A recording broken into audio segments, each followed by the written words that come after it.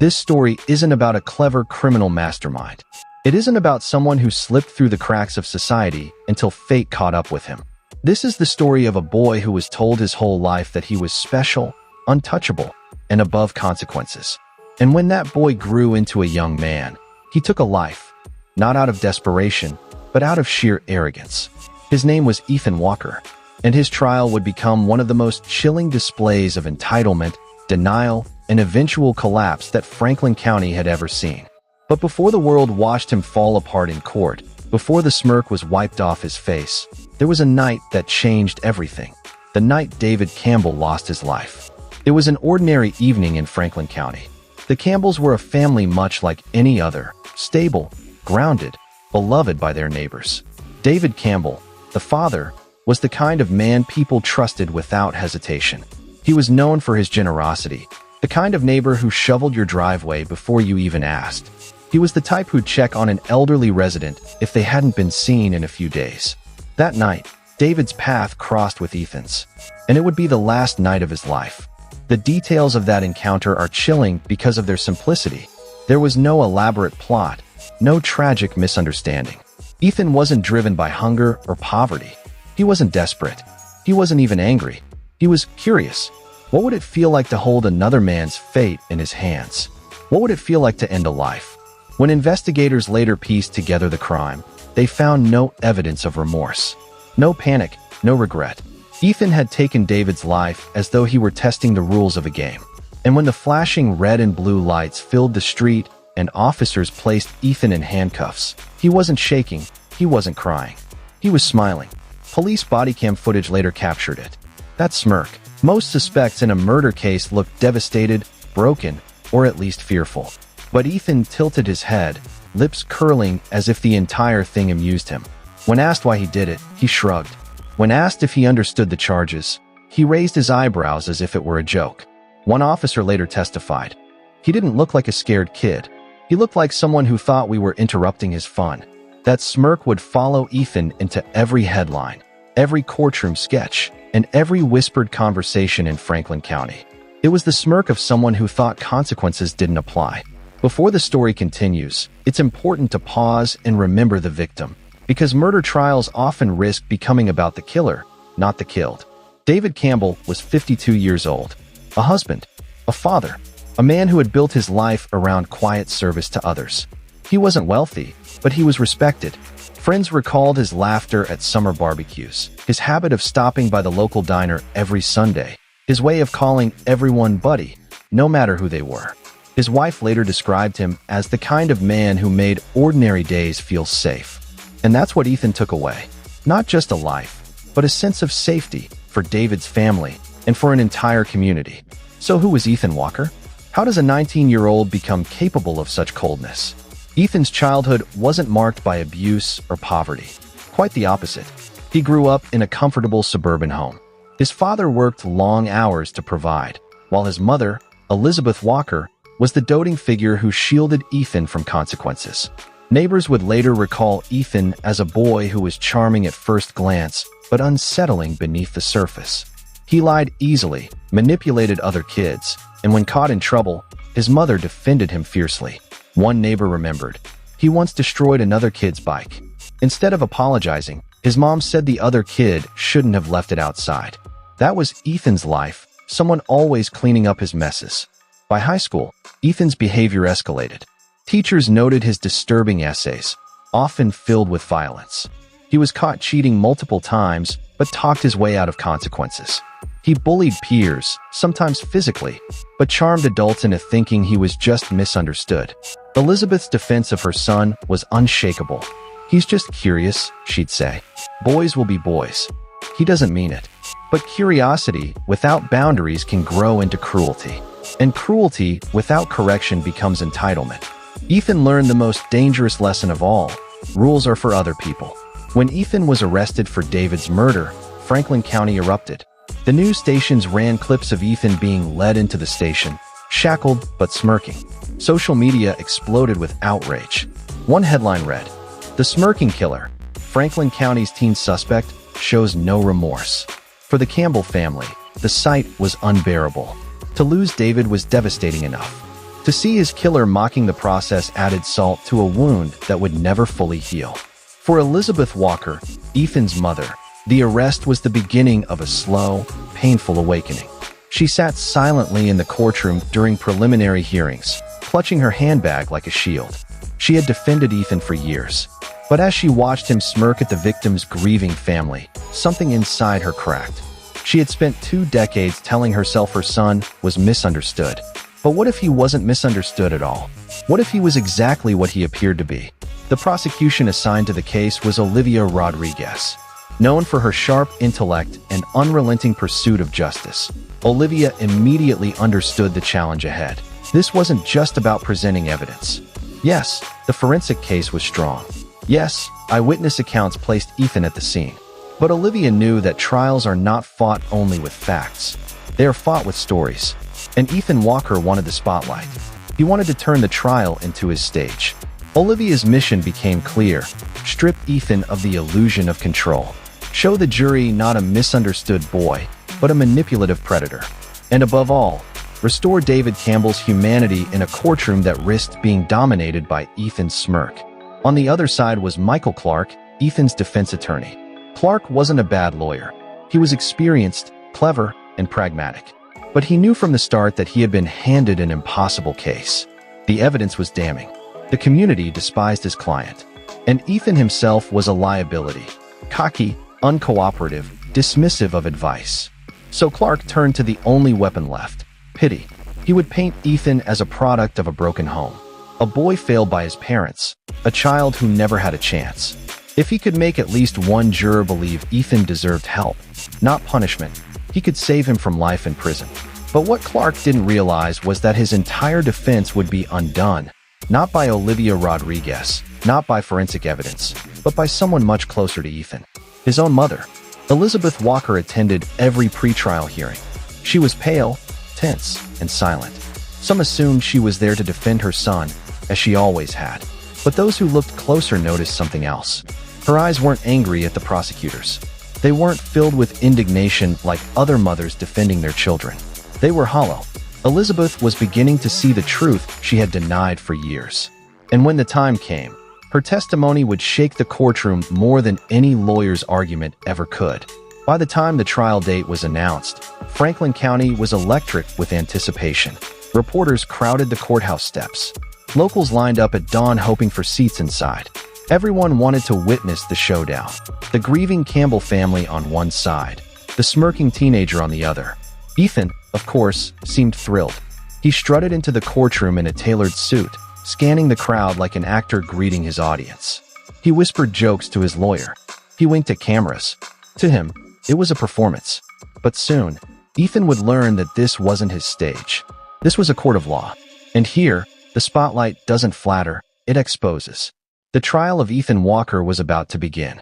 After the opening arguments, it became clear that Ethan's defense team, led by Michael Clark, had abandoned traditional legal maneuvering. They weren't just contesting evidence anymore. They were staging a play.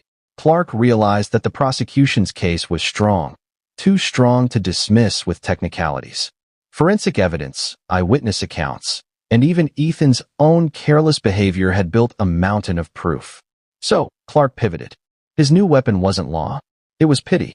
He began painting Ethan not as a criminal, but as a product of tragedy. A boy broken by circumstance. A young man who had grown up in the shadow of a fractured home. He told the jury Ethan wasn't a monster. He was a casualty of neglect, a child crying out for help in all the wrong ways. But here's the chilling part. While Clark spoke, Ethan didn't look like a boy in pain. He looked smug. That smirk never left his face, and jurors noticed. And that's where the story deepens. Because in trials like these, it's not always about what's said. It's about what's seen. Courtrooms, for those who have never stepped into one, aren't just legal chambers. They're theaters. Every gesture, every silence, every pause is part of a performance, whether intentional or not. Clark understood this. He tried to craft a narrative where Ethan was the misunderstood youth, but Ethan himself sabotaged that story. Instead of looking vulnerable, he radiated arrogance. Instead of remorse, he showed mockery. And this is where psychology collides with justice. Because jurors aren't robots, they're human. They can feel when something doesn't align, when words say one thing, but the eyes scream another truth. The eyes of Ethan Walker didn't plead for forgiveness. They dared the jury to challenge him. Meanwhile, across the aisle, the Campbell family sat shattered yet determined. David Campbell's wife clutched a tissue, her hands trembling, her face pale from weeks of grief. Their teenage daughter stared straight ahead, her jaw tight, refusing to let Ethan see her cry. To them, this wasn't theater. It was life and death. And then there was Elizabeth Walker, Ethan's mother. She hadn't spoken yet. She sat in silence, her posture stiff, her eyes scanning the floor as if she were carrying the heaviest secret in the room. But everyone knew, sooner or later, her voice would be heard. And when it was, it could make or break the trial. Because who knows a child better than their mother? The prosecution began calling witnesses. Forensic experts laid out chilling details of the crime scene. Blood spatter patterns that told a story no defense could erase. Police officers described Ethan's arrest, the cocky smile, the laughter that echoed even as he was handcuffed. Character witnesses spoke about David Campbell, painting a portrait of a man whose only crime was being in Ethan's path. And yet, every time something damning was said, Ethan chuckled under his breath. He whispered to his attorney. He shook his head as if he were the smartest man in the room. Jurors glanced at him, unsettled. Some even frowned. And slowly, the cracks in Clark's strategy began to show. When it was their turn, the defense rolled out their counter.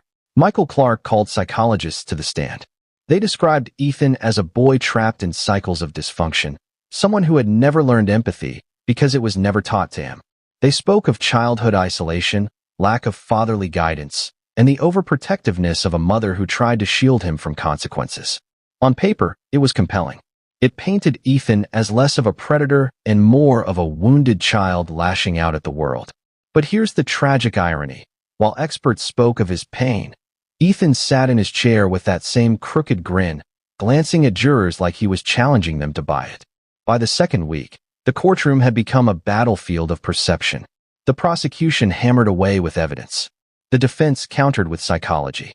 But the real war wasn't happening at the tables. It was happening inside the jury box. Imagine being one of those 12 people. Every day, you wake up, come to court, and stare into the eyes of a young man accused of murder. You hear stories of trauma, excuses for arrogance, and endless attempts to sway your heart. But then, you look at the man himself. And what do you see? Not remorse, not fear, but contempt. It's a haunting thing, to stare into someone's eyes and realize they don't fear justice. They mock it. By now, Elizabeth Walker's silence had become deafening. Jurors started to notice her. Whispers filled the gallery. What would she say? Would she defend her son? Would she break down and beg for his life? Nobody knew. But Olivia Rodriguez, the lead prosecutor, knew one thing. Elizabeth Walker's testimony would be the turning point. Because deep down, Olivia suspected something no one dared to say aloud. Elizabeth wasn't just a witness. She was a key to Ethan's entire character. And when she finally spoke, the mask Ethan wore might finally begin to crack. The second week of the trial ended in silence. Testimonies had been given. The jury was tense. The family sat exhausted, as if every word spoken drained a piece of their soul. But all eyes turned to Elizabeth Walker. Her time on the stand was approaching, and with it, the moment everyone both dreaded and anticipated. Would she protect her son? Would she expose him? Or would she finally tell the truth that had been buried for years? In a trial filled with evidence and theater, it was not the experts or the lawyers who held the most power.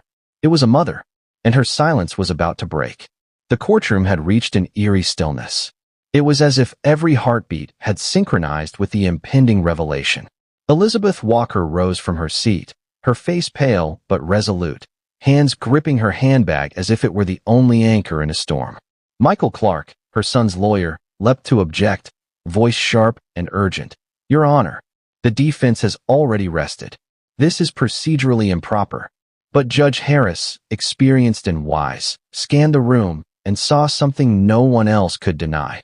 The raw need in Elizabeth's eyes. A mother's burden, finally surfacing. The court will allow it, he said slowly. Mrs. Walker, you may approach the witness stand.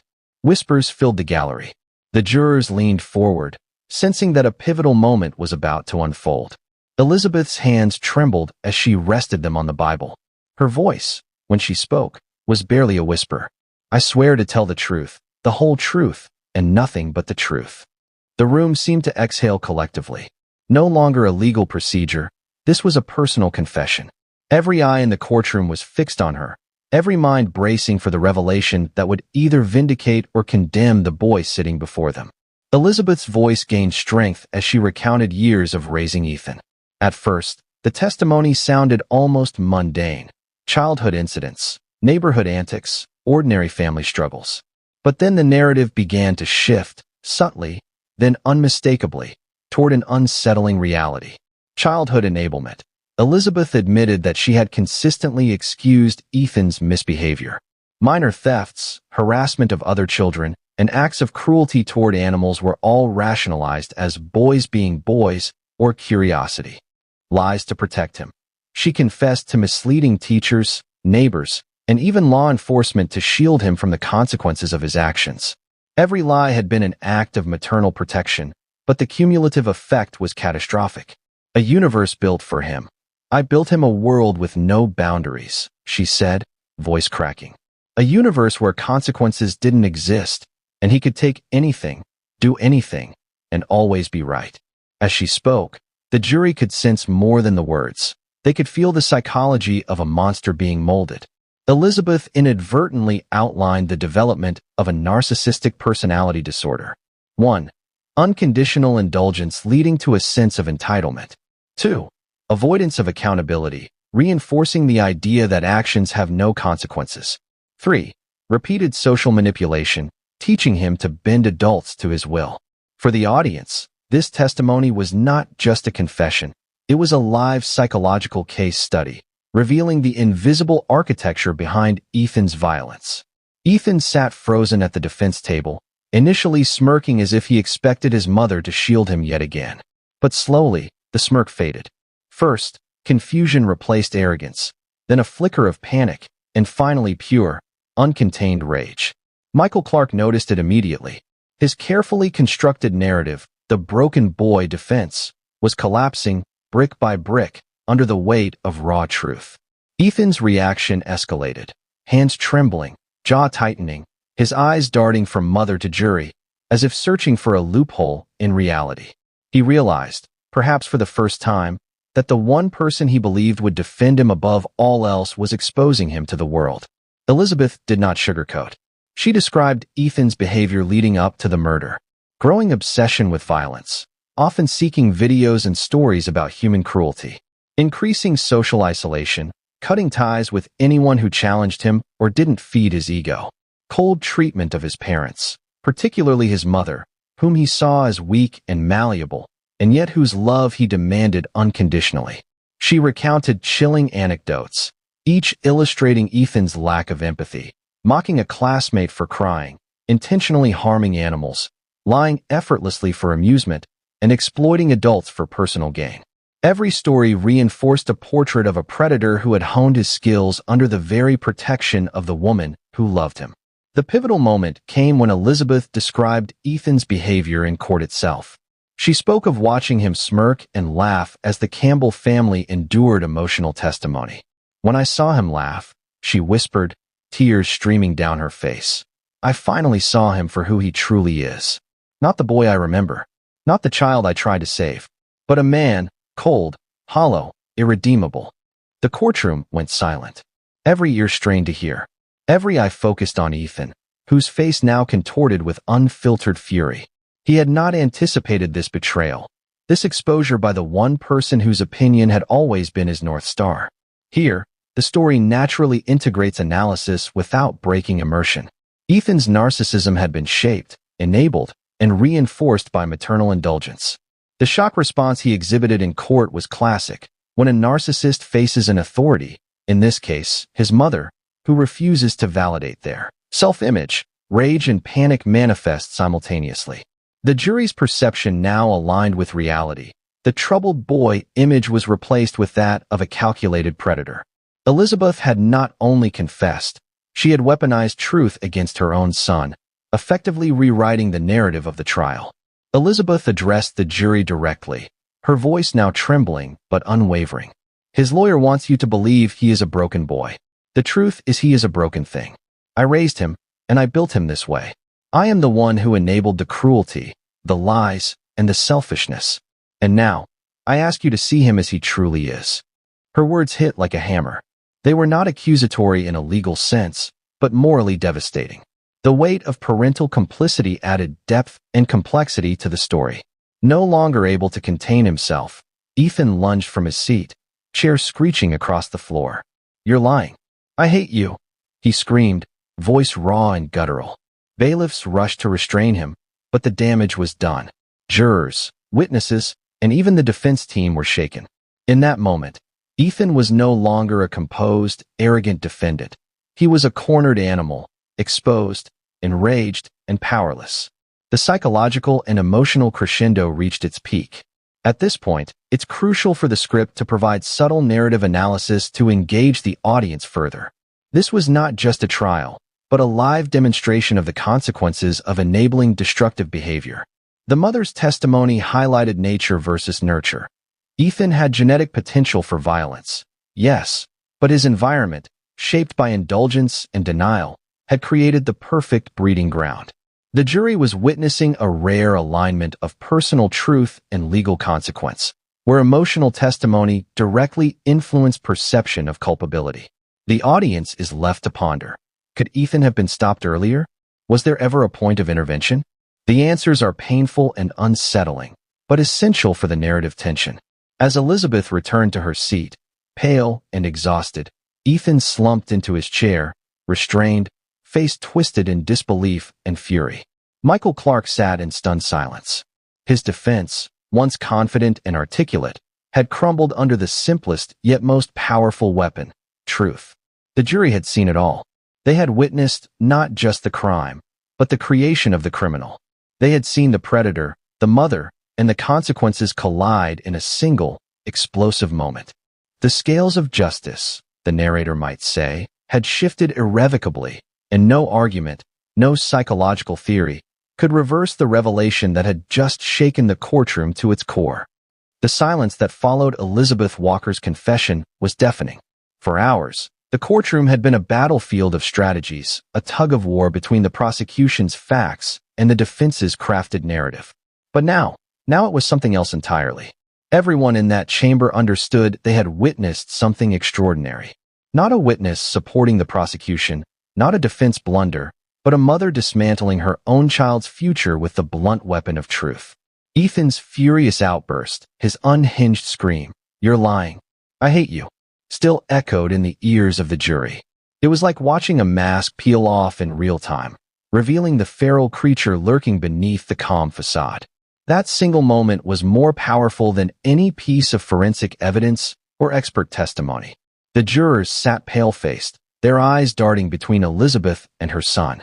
Some scribbled notes feverishly, others just stared, as if trying to reconcile the polished defense of a misunderstood young man with the unfiltered reality of a predator in human skin.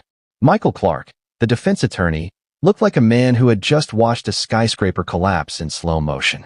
His hands were pressed against his forehead, his once practiced confidence replaced with a hollow despair. He knew the jury's minds were already made up. His case had been gutted, not by the prosecutor, but by the very woman he had counted on as a shield. Legal analysts often say juries are swayed by emotion as much as fact, and in this case, Elizabeth's testimony was both. She didn't just tell them about Ethan's cruelty. She gave them a map, a step-by-step guide to how he had been created, nurtured, and unleashed on the world. It was the missing key. Suddenly, the evidence that had seemed confusing, his lack of remorse, his smug attitude, his casual cruelty, fit perfectly into place. Ethan wasn't a lost child crying for help. He was the product of years of indulgence and denial. Some jurors later admitted that in that moment, their decision was sealed. Not because they hated Ethan, but because his mother's words gave them the clarity they needed to see him for exactly what he was: dangerous, remorseless, and unrepentant. By the time the trial resumed the next morning, the atmosphere in the courtroom was radically different. The defense's energy had evaporated. It was as if they were simply going through the motions, marking time until the inevitable end. Michael Clark tried to recover, but his closing arguments were paper-thin. He stood before the jury with a weary expression, his voice lacking the vigor that had once defined his case. He spoke of Ethan's youth, of the potential for rehabilitation, of the tragedy of a wasted life. But even as he spoke, his words sounded hollow, like a man begging an audience he knew was already gone. The jury's eyes didn't shine with uncertainty anymore. They looked at him with quiet patience, as if waiting for him to finish so they could do what had to be done. Olivia Rodriguez, by contrast, delivered a closing argument that was short, sharp, and devastating. She didn't need theatrics anymore. She didn't need to paint elaborate pictures. The jury had seen the truth with their own eyes. Her words cut like a blade. His own mother showed you the monster. She begged you not to excuse him. Now it is your duty to protect this community, to honor David Campbell's memory, and to hold Ethan Walker accountable. It was not just prosecution, it was a call for justice. Deliberations often take days. Jurors comb through evidence, debate interpretations, struggle to reconcile doubt. But not this time. The jury returned in less than an hour. That speed alone spoke volumes. It wasn't even close. There were no debates, no lingering uncertainties. Elizabeth's testimony, paired with Ethan's violent eruption, had obliterated any possibility of leniency. When the clerk read the verdict aloud, on the charge of aggravated murder, we, the jury, find the defendant, Ethan Walker, guilty. The room exhaled all at once. The Campbell family clutched each other, tears flowing. For them, it wasn't celebration, it was release. It was the first moment in years where they could feel the weight of uncertainty lift from their shoulders. Ethan, however, sat in chilling stillness. Dressed in a standard orange jumpsuit, flanked by deputies, he no longer smirked. He no longer sneered. His face was expressionless, but his eyes were hollow, like a man staring into an abyss he had never believed existed. 2 weeks later, the courtroom filled once more, this time not for a verdict, but for sentencing. If the trial had been about guilt, this day was about consequence. Judge James Harris entered the room with a heavy expression. He had presided over hundreds of cases in his career, but this one had carved itself into his memory. His voice, when he began, was steady and deliberate. He spoke of David Campbell, of the bright future cut short by senseless violence. He spoke of the community, wounded but resilient. And then he turned to Ethan. For weeks, the judge said, his eyes locking on the defendant, you have treated this courtroom with contempt. You have mocked the grieving. You have laughed at evidence of your own cruelty. You treated justice as if it were a game for your amusement. But this is not a game. This is life and death and truth. He paused, letting the silence settle like lead. Your lawyer argued you were the product of a broken home. But I do not believe that to be true. The truth, I believe, came from your own mother. She told us she created a world for you without consequences. That world ends today. His gavel struck like thunder. For the crime of aggravated murder, this court sentences you, Ethan Walker, to life in prison without the possibility of parole. It was in that moment, when the words "without the possibility of parole" echoed in the room, that Ethan's carefully constructed armor crumbled. The smirk vanished. The calm defiance dissolved. His face slackened with raw terror, his eyes wide with disbelief. For the first time in his life, Ethan Walker was facing a consequence he could not manipulate, evade, or sneer at. He let out a strangled sob, not for David Campbell, not for remorse, but for himself. A sob of selfish terror. Deputies held him firm as he thrashed weakly, his eyes darting as though searching for a door that no longer existed. His mother watched, her face carved from stone. She had given him life, and now she had witnessed its effective end. As the heavy doors closed behind Ethan, sealing him into the fate he had mocked for so long, the courtroom felt lighter. Justice had not brought David Campbell back, but it had reaffirmed something vital: the community's refusal to excuse evil. Elizabeth Walker's testimony became the cautionary tale of the trial. Not just about one boy, but about the dangers of enabling cruelty, of protecting someone from the consequences of their own darkness. The Campbell family left with tears and sorrow, but also with the faint beginnings of healing. They had been heard. Their suffering had mattered. And Ethan Walker, once the arrogant boy who thought the world bent to his will, was now just another inmate. Facing a lifetime in a cage he could not charm his way out of. The courtroom had already been heavy with tension for weeks. Witness after witness had paraded through, each delivering damning evidence of Ethan Walker's cold and calculated crime. The jury had been presented with DNA matches, cell phone records, surveillance footage, and testimony that painted Ethan as both arrogant and remorseless. But for all the evidence, there was still one lingering question, one that both the prosecution and the defense knew had the power to tilt the entire trial. What role had Ethan's upbringing played in shaping the man now sitting at the defendant's table? The defense strategy had been simple. Depict Ethan as a misguided young man, the product of a broken home, a child who never truly learned the boundaries between right and wrong. They had whispered promises of a mother's testimony that would humanize him, soften the jury's perception, and maybe, just maybe, open a sliver of doubt about whether he deserved the maximum punishment. But no one, not even Ethan himself, anticipated what his mother would actually say. On the morning of her testimony, Elizabeth Walker entered the courtroom with the demeanor of a woman carrying an unbearable weight. Dressed plainly, her shoulders stooped, her eyes shadowed by sleepless nights, she was the very picture of sorrow. As she raised her hand and swore to tell the truth, the courtroom fell silent. Even the faint shuffle of papers ceased as every eye fixed on her. From the defense table, Ethan smirked faintly, confident that his mother's words would shield him like they always had. She had, after all, protected him since childhood, covering for his fights at school, explaining away his cruelty as immaturity, buying him out of trouble time and again. To him, her loyalty was unquestionable. She was his last ace in the hole, the one person who could still rescue him. But what came next would destroy that illusion forever. Her voice trembled at first, barely audible, as she recounted Ethan's childhood.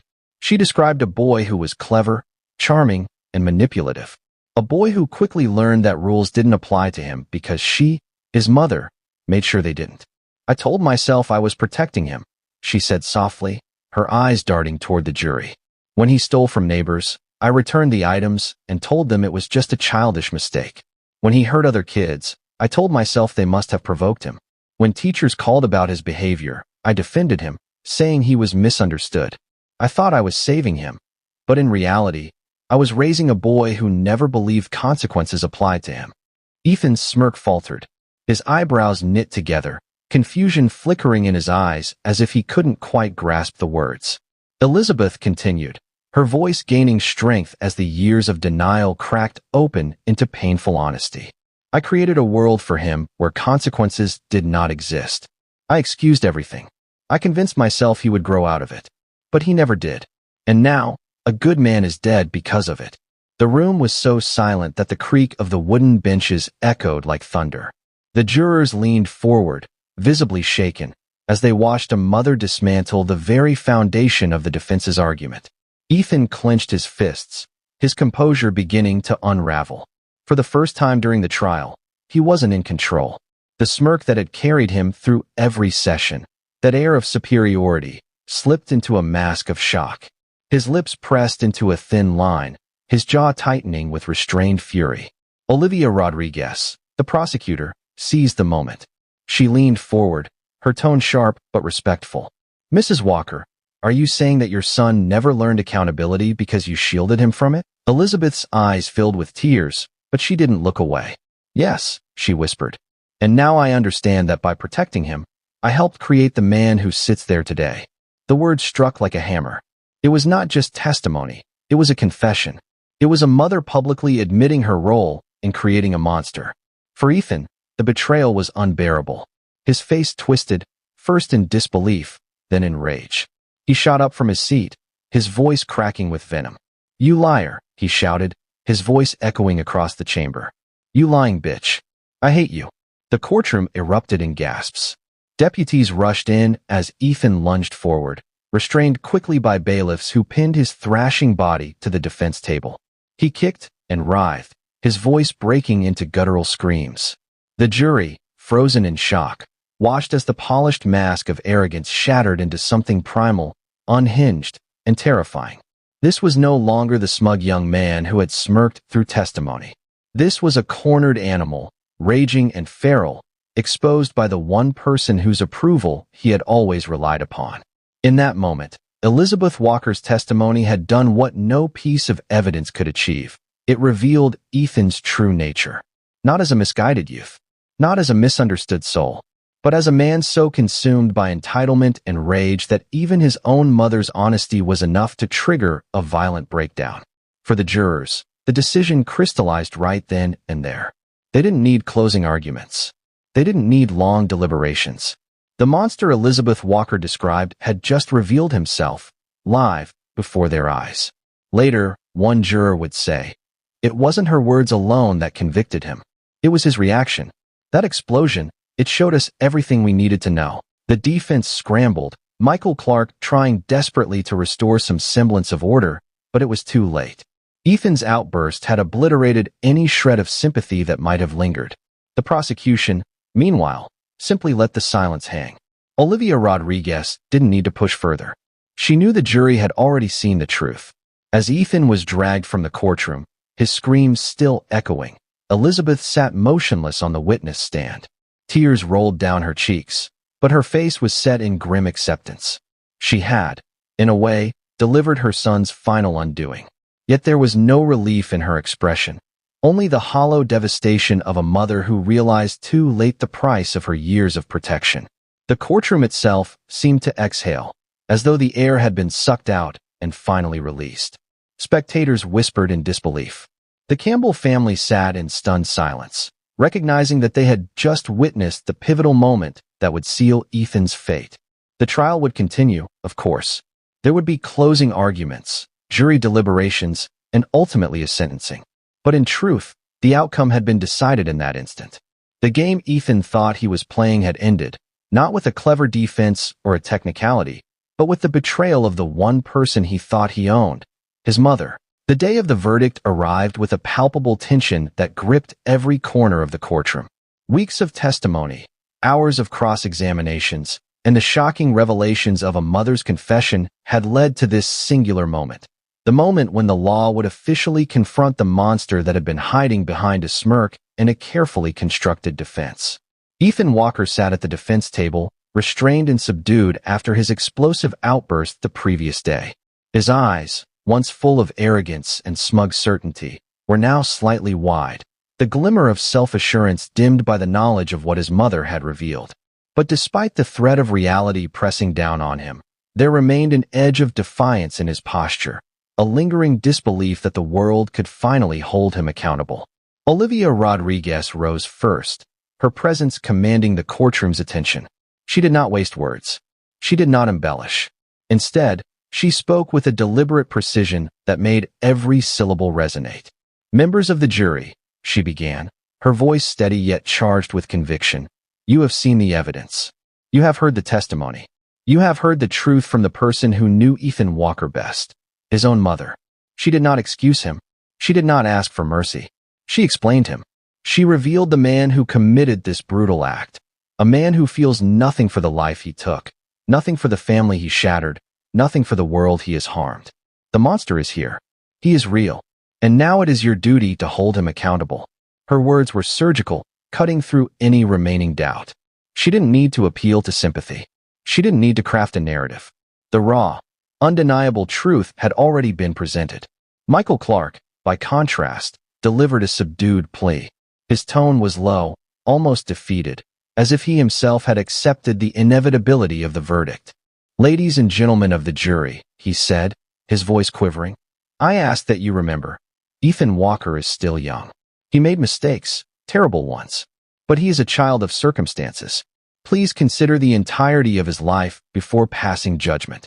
Even as he spoke, the words felt hollow, lacking conviction. No longer did he have the power to sway the jury. The stage had shifted irrevocably. The jury retired to deliberate. Hours passed, though internally it felt more like minutes. The gravity of Elizabeth Walker's testimony, coupled with Ethan's visceral reaction, had imprinted itself on every juror's mind. The discussions were brief and unanimous. There was no ambiguity, no lingering question of guilt. The verdict was certain before the ink on the deliberation papers dried. When the jury returned, the courtroom seemed to shrink in anticipation. The foreman took the clerk's paper and, in a voice clear and unwavering, announced the outcome. On the charge of aggravated murder, we, the jury, find the defendant, Ethan Walker, guilty. A collective exhale swept through the courtroom. The Campbell family's relief was quiet but profound. Years of grief and fear had finally found acknowledgement in the official decree of justice. The defense table, however, was a tableau of stunned despair. Michael Clark sank into his chair, his face ashen, realizing that all strategies, all arguments, all appeals had crumbled. Ethan, for his part, sat motionless. The rage from yesterday had subsided, replaced by a chilling, unsettling stillness. His eyes were empty, distant, as if the weight of reality had yet to penetrate the carefully constructed walls of his mind. 2 weeks later, the courtroom reconvened for sentencing. The atmosphere was thick with anticipation, the air heavy with the weight of finality. Judge James Harris entered, a man whose reputation for fairness was matched by the gravitas of his presence. Every eye followed him as he took his seat, the gavel a silent promise of justice to come. He addressed the courtroom, his voice low and deliberate. This is not merely the application of law. This is an affirmation of our moral responsibility to society. The victim, David Campbell, was a man whose life enriched the community in countless ways. His death was senseless, violent, and deliberate. It is our duty not only to uphold justice for him, but to protect the world from further harm from the person responsible. Judge Harris's gaze fixed on Ethan Walker, who now seemed smaller, diminished, a man stripped of the protective armor of arrogance and denial. You have treated this court, this process, and the suffering of others as if it were a game. You have smirked, mocked, and shown nothing but contempt for the pain you have caused. Your mother spoke the truth about your upbringing, and in doing so, revealed the emptiness inside you. This court acknowledges that truth, and we acknowledge the danger you pose. The judge's words fell like thunder, echoing through the silent courtroom. For the crime of aggravated murder, this court sentences you, Ethan Walker, to life in prison without the possibility of parole. The words reverberated, final and absolute. The courtroom exhaled collectively. The Campbell family's eyes welled with tears, a mix of relief and sorrow. For the first time, the weight of justice felt complete. Ethan's reaction was immediate and visceral. The first genuine emotion he displayed, and it was not remorse, was pure terror. His body stiffened, his face slackened, eyes wide as the enormity of the sentence sank in. The mask of arrogance, of control, shattered entirely. A strangled sob escaped his lips, the sound of a man confronting the ultimate and inescapable consequence of his actions. He thrashed weakly against the deputies restraining him, searching in vain for an escape that did not exist. This was no longer bravado or defiance. It was the unfiltered terror of a narcissist facing the immutable reality of accountability for the first time. Elizabeth Walker, watching from the gallery, remained composed, her face a stoic mask of grief and resignation. She had given him life, and now she bore witness to its effective end. As the heavy doors closed behind Ethan Walker, sealing his fate, a hushed reverence settled over the courtroom. The echoes of his past arrogance and mockery had been replaced by the sobering sound of justice fulfilled. The Campbell family could finally breathe, though the pain of loss would never entirely dissipate. The courtroom emptied slowly, the weight of what had transpired lingering like a shadow. For the legal team, it was a moment of closure. For the family, it was a bittersweet victory. For Ethan, it was the end of a delusion, a collision with reality so absolute that nothing could ever reverse it. In that moment, the game was over, and the monster had been stopped. The courtroom had emptied, yet the echoes of the trial lingered like a dense fog, pressing on every mind present that day. For the Campbell family, the verdict had been a moment of relief, but the pain of David's absence remained raw, ever present. Justice, in the form of a life sentence without parole, had been delivered, but it could not restore what had been lost. The loss of a son, a brother, a friend. These were wounds that no legal system could heal. Amelia Sanchez and her family lingered in the courtroom, absorbing the stillness. For hours, they sat quietly, processing the reality that the man responsible for David's death would never walk free again. Yet, grief does not dissipate with closure. The holidays ahead, once filled with laughter and warmth, would now be haunted by silence. Family traditions, once sacred, were fractured forever. Each corner of the house, each familiar routine, would be a reminder of the life stolen from them. Meanwhile, Ethan Walker had been escorted back to the high-security facility where he would begin the remainder of his life. The first night in his new cell was one of unimaginable terror for a man who had never faced true limitation. For the first time, the external validation he had relied upon, parental indulgence, societal allowances, and the smug confidence that had shielded him, was stripped away entirely. Psychologists assigned to his case noted immediately the collapse of his narcissistic armor. The calm, controlled facade he had perfected over years was gone, replaced by what could only be described as raw, unprocessed panic. He had no one to manipulate, no audience to impress, no system to game. His mind, long accustomed to bending reality to suit his desires, was now trapped within unyielding walls and the stark truth of his crimes. In therapy sessions, he displayed behaviors consistent with extreme narcissistic injury. He raged at authority, berated staff for what he perceived as betrayals, and oscillated between catatonic withdrawal and explosive outbursts. The mask of the superior, untouchable individual had been obliterated. For the first time, Ethan Walker was forced to confront himself without the distraction of external validation. Elizabeth Walker, the woman whose courage had turned the tide of the trial, faced her own lifelong reckoning. She returned home from the courtroom each day with a mixture of relief and despair. Relief that justice had been served. Despair for the role she had played in creating the monster who had shattered lives. She sought therapy, not to absolve herself, but to confront the years of enabling, excuses, and protective illusions she had clung to. The realization was painful and relentless. Love, when untempered by accountability, had become a weapon rather than a shield. Her confession, once a harrowing act of courage in the courtroom, became the starting point for a deeper journey of reflection, repentance, and the hope that others might learn from her mistakes. The community around David Campbell's death experienced a collective grappling with the fragility of innocence and the consequences of neglect, not just of children, but of the moral obligations we hold toward one another. Schools implemented programs emphasizing accountability, empathy, and vigilance in behavioral monitoring. Neighborhoods spoke of vigilance, of recognizing red flags before they escalated into tragedies. The trial became a case study in the limits of psychology when divorced from accountability. While theories of brain development, trauma, and environment provided context, they could not excuse action.